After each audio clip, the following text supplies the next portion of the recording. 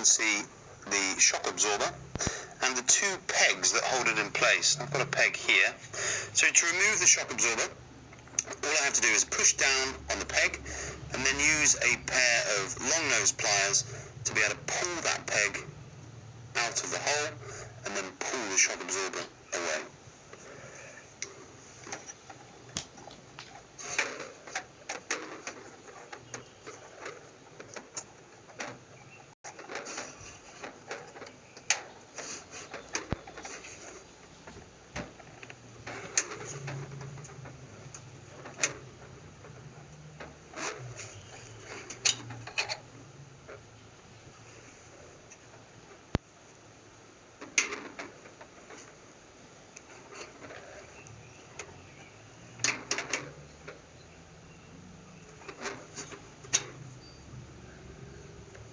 To remove the shock absorber itself, simply push the arm down into the body of the shock absorber and pull away.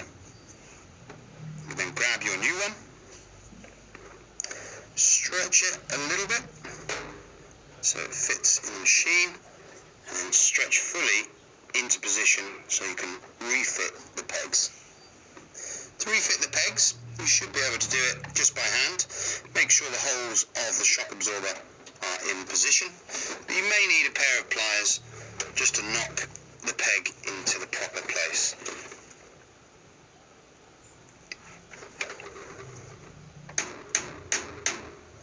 Make sure that the pip has come through on the other side to ensure that the shock absorber is firmly in place.